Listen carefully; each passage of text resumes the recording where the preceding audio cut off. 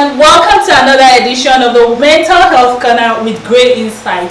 Still in the mood of the International Women's Day celebration. Today we'll be talking about women's mental health in the workplace, and we're going to be exploring the challenges that we face in the workplace. Absolutely. We're going to be talking about the common mental health issues, and we'll even be giving solutions that could be used to promote good mental health in the workplace. It promises to be fun, engaging, exciting, intellectual, and you're just going to get everything together. See you, catch up with you.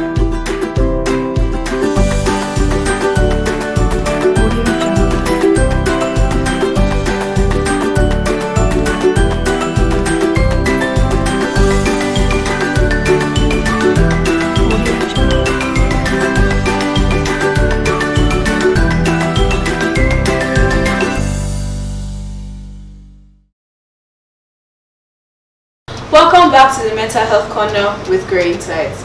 My name is Melissa, and with me I have Ms. Shola Funmi. Hi. Mr. Yusuf. Hi. Miss Bolaji. Hi. And Mrs. Chioma. Hello. Talking about women's mental health in the workplace. Now we're going to be talking about different topics under this segment.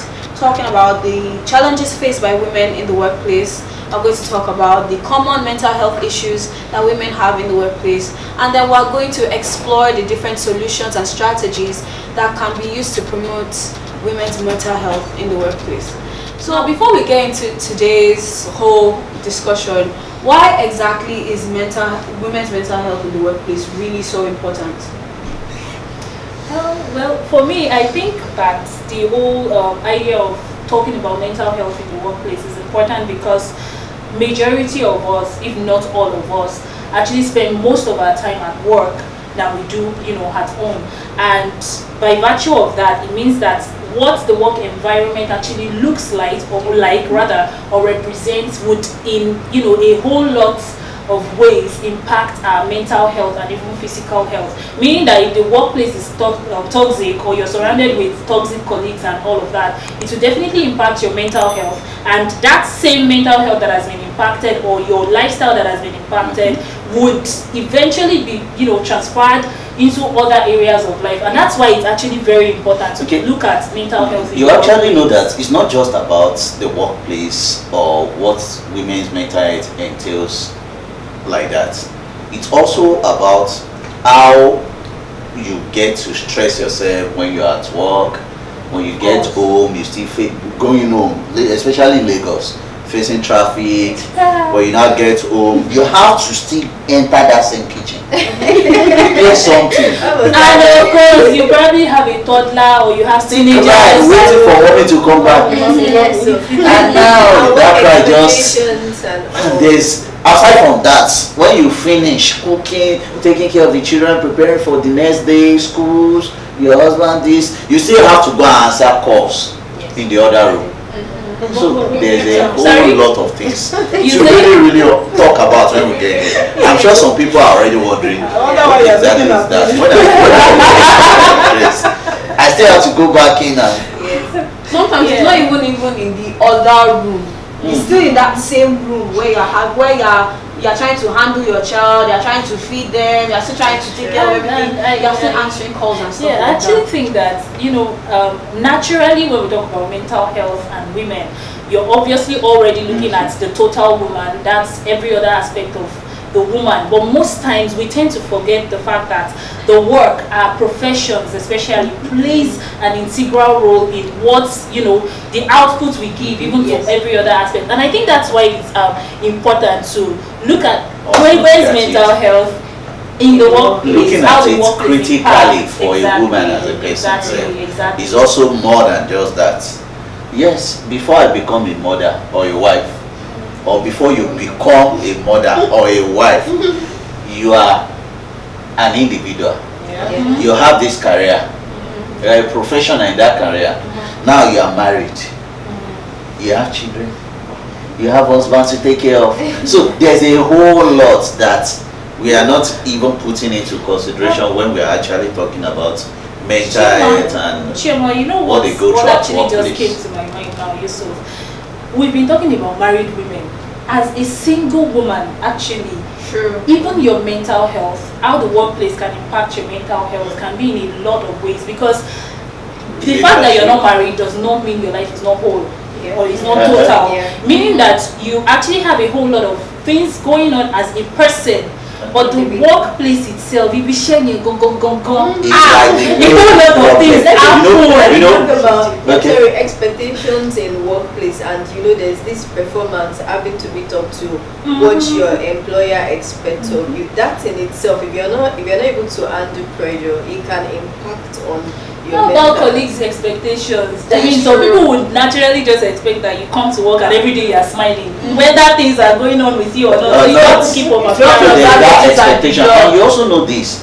We spend most of the productive hours of our time at work. Yes. Where is the time I have to speak with my boyfriend or girlfriend? Where's that time to actually say, oh, this weekend I want to go out with my lovers. I just want to enjoy myself.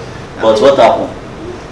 You are stuck at work. Yeah, stop on So we've already even gone into like the nitty-gritty of the next part, but I'm still going to talk about the challenges that women face in terms of their mental health in the workplace. So some of those challenges, as we've said, is lack of work-life balance, harassment and sexism, gender-based discrimination, and even stereotypes and bias. So now I'm throwing up this question once again.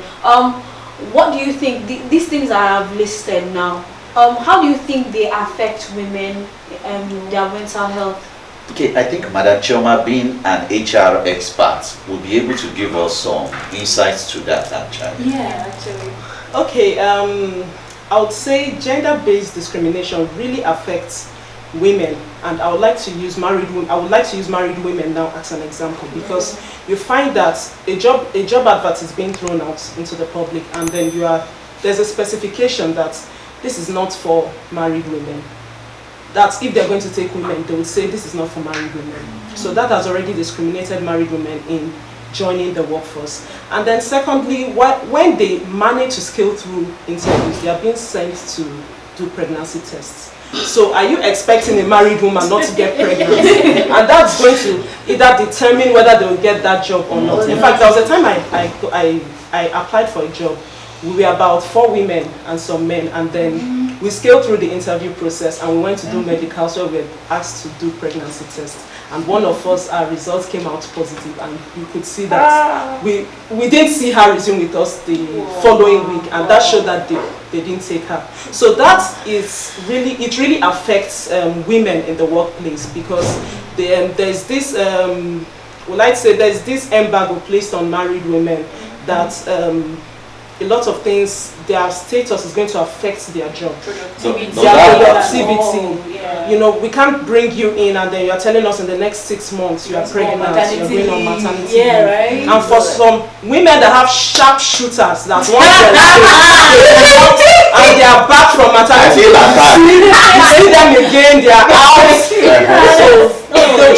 Let's just avoid married women. And even the gender discrimination thing, gender-based discrimination thing, I really appreciate that you talked about it as it relates to married women. Yeah. But representing the single ladies, you agree with me the fact that a whole lot of these biases come to play even with single ladies and Sure. fine. That's where you get to hear or see things like you must be within so age range, you must have so body type, you must have so height. Complex. As a matter of fact, complexion, especially for the bankers. this is, this experience I want to share is not even about a banking job. It was an HR, no, it's an executive assistant role way back before I found my bearing and found my first love in psychology and all. I wanted to get this job, executive assistant job. They asked me lots of questions, series of questions. Were asking if I was in a relationship, and their justification for that question was to know how flexible I would be to travel with the guy and all that. Guess what? When I was eventually going for the interview, Yusuf, you remember I came to Lagos from Ibadan then. They told me what to wear. Like, you must be dressed this way. from then I was like, okay, am I really going to take this job? Because I was already seeing that it's not looking like this thing is executive assistant to the organization. It's like executive assistant to the, you know, guy himself, more like dignified prostitution. Sincerely, that was what it was like. And by the time I got there, I knew they were not going to take me because, of course, I still, you know, still dress decently, even though I still wore the heels and everything. But during the interview, the series of questions they were asking, would I be comfortable to travel with the boss and share hotel rooms? I'm like, is this supposed to be a job, like an actual job? So women actually like go through a whole lot of that. And how about roles that they'll tell you, even though it's a role that both male and female can conveniently function in, but they'll tell you they are not taking women. That it has to be a man, or even if it's going to be a woman, you must be single and you must not be looking towards getting married anytime soon. Exactly. Have you also considered this other part of job description where they say, okay, you've all passed the interview, you have to use what you have to get what you want. That challenge. Some of these challenges are some things I've had my female friends saying and all that.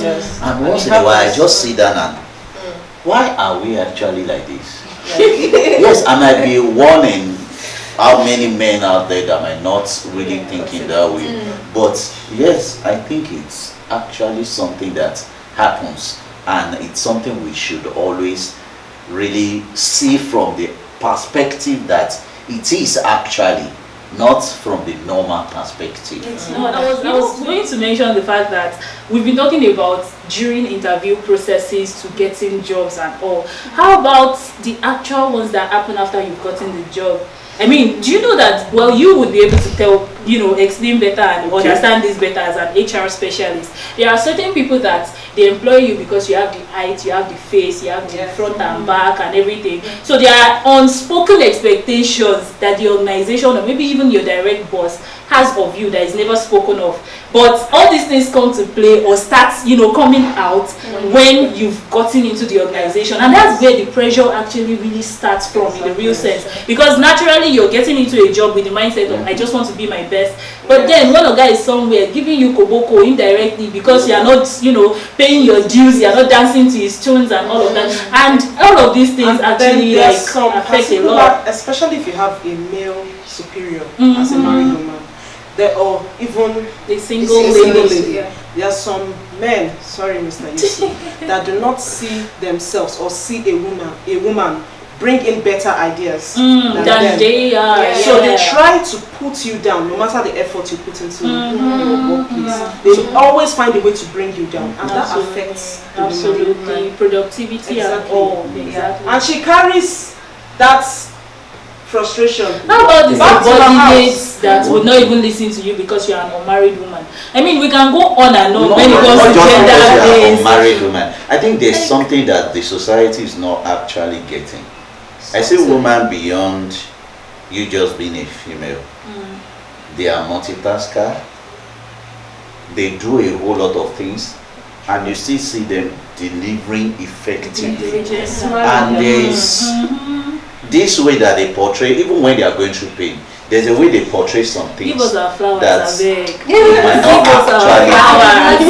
actually. I respect ladies, women a lot beyond the way people actually put it. Yes, sometimes, no doubt, cultural perspective play a role in this. Religious perspective play a role in this. There are some certain roles that in some culture they believe women should not be seen as a leader. I don't doubt that in their own perspective. But you see, when they eventually break that stereotype or that bias, you see them actually enjoying the kind of returns they are seeing from that woman, or where the lady handling the position. And they do it effectively. So what are we saying? You know, we just need to break that cultural bias and the stereotype. Okay, now before we get too into gender discrimination. We also have other topics. So you mentioned the other time that lack of work-life balance too is also a challenge for women because they have to juggle a lot of responsibilities together. So sometimes if there's no balance in their personal life and work, personal life for a woman, especially a married woman, even single ones, to also have things they are trying to do. So if they're unable to come to terms with work responsibilities and the personal things they have to do, it can lead to it can lead to problems for them. So let me use married women, just like we said the other time. Married women has to take care of the family, take care of the children, and then also meet up with job expectations. And the reason why it's peculiar to be able to balance is our personal life with work expectations. It can lead to burnout. That is, you have a lot you're trying to juggle together, trying to juggle the home and work activity. It results to stress, which are mental health challenges. And then there are other mental health challenges that result from these challenges we've talked about that happened with women in the workplace. For instance, anxiety, depression, post-traumatic stress disorder, burnout, and all. So I want us to just talk about it. Depression, anxiety. How does these challenges that women face in the workplace, how does it impact on their mental health? Okay, I would say that, for instance, picking it from where you stopped, talking about people or women not having work-life balance, not being adequately able to balance work and life, can actually predispose women or cause women to come down with depression, a variety of mental health challenges and all. And how does it, how can it lead to clinical depression? A woman that is still struggling, trying to find a footing, balancing work, family life, and even personal life, can suddenly become unnecessarily or prolonged sadness, can experience prolonged sadness, can become unsatisfied with the work or even life, because she's yet to really find a balance or be able to put everything together and be in control. I think that's the word. Then of course, some of the other things that a woman in that kind of position can experience could be loss of interest in activities that usually excite them before. For instance, if you love your job and it gets to a point you're not able to balance it well, you're not able to find that footing or be in control of work and life, suddenly the work that used to make you very excited and happy can suddenly become something that just puts you off. You want to do, you want to work, you want to put in your best, but you're just not finding the zeal, the energy is just not there. And a lot of other disorders like that. What about feeling of underachievement? Of course, definitely. Just look at myself. Okay, yes, I was in this role before. I've always envisaged that, by so year I'm going to be at this level, but now I'm not there. And that could actually break me. So these are still some of depressive symptoms. Of course. I'm looking at anxiety as a whole. The fact that I'm a woman and I've been perceived in this way already has already put some form of fear. And there are a lot of expectation from home, from my marriage. I need to fulfill this. At work, I need to fulfill this. Career-wise, I need to fulfill this. As even family member, sister, auntie, mother-in-law, I have a lot to fulfill. Yes, that mother-in-law that you now say is another thing. Not just mother-in-law. The family in-laws generally. There are a lot of expectation. They are having family party. There's expectation. Culturally. And as Africans, their expectations would always be there. Trust me. It will always be OPP,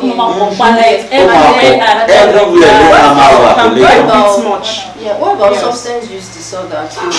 Women trying to either fit in or trying to cope with some of these challenges. Maladaptive ways of coping. And then they start to take alcohol or smoke one substance or the other. Majorly to numb the pain of saying this actually make me remember a case. I would just say Madam Hay was experiencing something, just had a stillbirth, and she has prepared the room for the baby.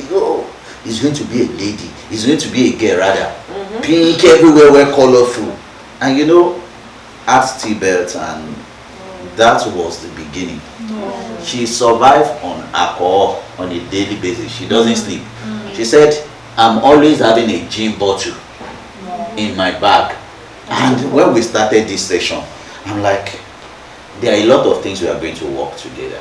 I know one thing you have said as one of the goals you want to achieve is self-happiness. You know, to first even do the briefing for her to get out of that grief of the baby. She has other children, but she constantly go to that room to go and check the room. She says sometimes I go there, I just cry. I can't trash any of this away. And it will definitely impact, you know, our productivity at work. Yes. Because Not not just even the productivity at work, it will impact every other aspect of life. But since we're talking about women's mental health in the workplace, it's basically just saying that almost every experience that we have, everything that we go through as women can affect, you know, how how productive we are on the job. And the workplace itself can also add to, you know, us having good mental health or even having other mental issues with mental health. And that brings burnout to mind. The workplace and the job description itself. That need for psychologist intervention comes in. There were expectations at work which she was not even able to meet up with. And it's like she's traveling every day. So there was burnout. She's stressed. Burnout. Then at the end of the day, when we started, we have to deal with work. We just itemize everything and pick it one after the other. And after a long intervention, series of sessions, we left the whole thing as happy person. She was happy in marriage. She was able to manage stress at work.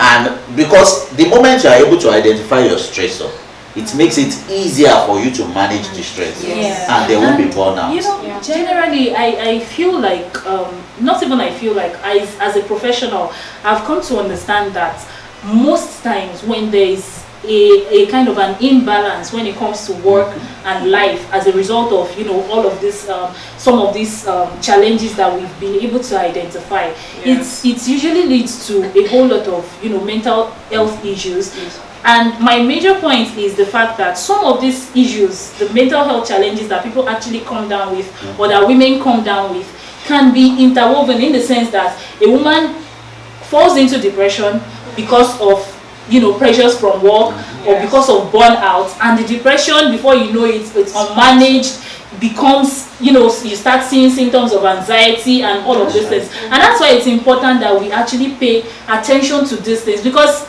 we won't lie, all of us go through stress. These are things, challenges that everybody, all of us would always go through. And that brings me to the next point, Melissa. The fact that we actually need tips, we need to know, women out there need to understand how they can effectively and adaptively cope with, you know, these challenges, so that even before it gets to the mental disorders part, they are getting the needed help, they know what to do. And peradventure, when it gets to the point where it's something that is clinically substantial, they know what to do. So what are the things we can, what are some of the things we can, you know, just encourage people to do and all to promote their mental health, especially in the workplace? Yusuf? Actually, one of the first things I always say to people is understand that stress is inevitable. Absolutely. You can't take away stress. It's part of our life. I want promotion. It comes with extra stress. Marriage comes with extra stress. So first, extra stress. I could pick it and understand from their perspective. Oh my God. I understand. But you know, one thing is, if you don't actually know what is stressing you, how then do you want to resolve it? So identify your stressor is the first thing. When you identify that these are the things that are stressing me, then compartmentalize them. Then you'll be able to look at how you want to address them. Then you'll be able to manage the stress. So that's one part I always want to look at when it comes to I also think women need to be more aware. You know, we can't overemphasize self-awareness, because I won't be able to identify that I'm getting stressed or that a particular thing is stressing me if I don't know myself. That's And true. lack of Self-awareness self-awareness actually would make me push myself beyond my limit, beyond as threshold for pain, for even stress itself. So I think self-awareness, women need to be able to understand themselves. And what does self-awareness do for you? It helps me know that Adeshola, for me, this is who you are, these are your strengths, these are your weaknesses, this is how you can leverage on your strengths, this is how you can improve on your weaknesses. And it just just covers for every other thing. Let me hear from you, Mubolaji. Okay, employers can also help in maybe bringing out policies or formulations that guard against harassment at work. Absolutely. For instance, because employers have a role to play in what happens to the mental health of employee in the organization. So they can bring up like, okay, if something like this happens, you have a penalty for anyone who does this, especially for harassment in the workplace. Also, the employers can also, or let's just say generally, having a supportive environment. And I'll link this with work-life balance, because if employers also understand that, okay, these individuals that come to work, they also have personal life, it goes a long way in maybe bringing up things like a remote work, a remote job, stuff like that. Work culture that basically helps. I'd actually like to hear from Chioma, being an HR specialist. What are some of those things you feel you can do to help us? Have better mental health on the job, exactly. Okay, I'd still like to talk about the organization, since we're talking about in the workplace. Organizations also need to do more. There are employees assistant programs, service providers that the employers can engage to help their like the one we provide in to help their employers have that work-life balance, because if your work and your personal life is not balanced, one will suffer. If you are working so hard and you don't have time for your personal stuff, your personal and life it will always cause a ripple effect, actually. because if I'm doing well on the job and family life is suffering, it's only a matter of time before it affects work. So you cannot have children at home and you are 100% at work and you're leaving those children for who? Even the husband. The truth is, and also you cannot focus on all your family and let your work suffer. So that balance has to be in place. Remember, so you were going to say something. Yeah, the truth is, as somebody who's just coming out of the child phase, experiencing the mother or like the father always being not around, or like always being busy, and they're saying, well, I'm providing food on the table, well, I'm doing this, well, I'm doing that. Sometimes it's not actually enough. You need to be there for your children as much as you need to be there in the office, and you are doing really doing the most for your office. True. So work-life balance helps with that. Well, one thing I would just say is, when there is, like she said, employee assistance program being provided, it helps the company to reduce absenteeism. It increases their productivity. The money you are spending on managing your staff's health is going to be reduced. You won't be spending unnecessary money on, they are ill, we have to pay for hospital bill. What EAP does is it provides support and maintenance rather than curing the problem, and that curing is what actually takes more money, is more expensive than management, because you have not been able to see the staff being productive at all. Imagine I just finished fighting at home and I'm coming to work, and you gave me a task to deliver. Who tell you that thought will not still run in my mind? And the moment I remember, I just became moody. Good morning. Why are you greeting me? We just become irritable for no reason. Transfer of aggression just that. Innocent people. That conflict. What Yusuf just said brought me to the fact that, well, we've talked about how employers can help and all. The employees ourselves, or as employees, we also have a part to play. I mean, I always use this example where like 5 here. Okay, well, 5 here. We're assuming this is our work, this is what we do and all. But if I am the only toxic person here, and every other person showers me love genuine love, Yeah. do you think the toxicity would spread or it would vanish? It will vanish. That means that That's for every organization, for every employee, for every workspace, each and every individual in that organization plays an integral role Exactly. in making that organization a good place for the A safe mental health. space. So each one of us as employees, because most times we don't even get to see our bosses. Yeah. So it's us on versus us. So each and every one of us have to become safe spaces, meaning that I can, pardon your errors, I can overlook. That doesn't mean you should be misbehaving. Exactly. Maybe I will start it. I can pardon that if you do something that is not good. I can always, genuinely be interested in you, in your growth, and lend my shoulders to you. And if we all do that, it causes a ripple effect positively. And the way of communication with one another, not bringing down other person, but encouraging the strength. Absolutely. The fact that you are my Not like when I boss today. see Shalafumi walking with a squeezed face and I'll say, oh, she didn't say good morning to me. Me So too, I'll I'm not squeeze saying my good face. morning. And I'm trying to find out, what are you okay? Yeah, What happened? absolutely, And she probably needs someone to hear her out and be sure that Sometimes you Yeah. don't even need people's counsel, truth be told. Yeah. Just like the example you gave, it happened last week actually. I had a bad night. I don't know what happened. I slept, woke up feeling all grungy and everything. But by the time I got to work, I think it was Taiwo. She was like, what's wrong with you now? I don't even know. And I had a presentation. Yeah. We just talked. I couldn't say this was the problem. But the fact that she was there, that concern was there, it made me feel like, if this baby is feeling like this, then every other person that comes around me would feel this way. So sometimes showing Lighting up genuine, your mood. exactly, being genuine and feeling like, you see, when we had a house problem, everybody had problem. And you just want to genuinely be there. Okay, I have my problem, but if we can solve our own, we can come together and solve mine. I think all of us really need It's to become work like we're working in synergy, Exactly. just to make sure Exactly. the growth is. and it Then improves everybody's there's productivity another part. ultimately. There's another part I always feel concerned about: the superiority and our workplace. The fact that yes, I'm your boss. I've gone through the level you are. The next thing is I gave you a task and I expect you to just turn it in. I'm not explaining anything to you. I just expect 100% perfection.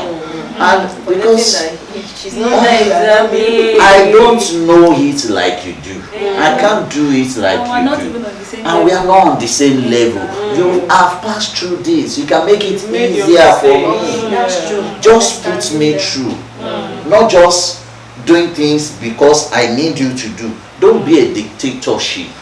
Make it a laissez-faire system whereby you can easily ask questions. I can ask, oh, boss, I think that's just I say this showing part I don't kindness understand. and Though. your- Just Just be be kind. kind. Be the source of joy. I will just end it with this. Yeah. Be the source of joy for the next colleague. Okay. Make your colleague, make someone happy. And But remember, you are also someone. That is Absolutely. a necessity. I mean, talking about superiority, how about the people that will always come with, are you the boss of me? Let's not go there. So with that, we've actually come to the end of today's episode, and I hope you had fun. We really would love to hear from you. Look forward to our Instagram live on this session. That will be later next week. We look forward to catching up with you. All of the questions, concerns, clarifications that you probably have about women's mental health in the workplace that probably we left out or didn't talk about. We'd love to really hear from you. You can,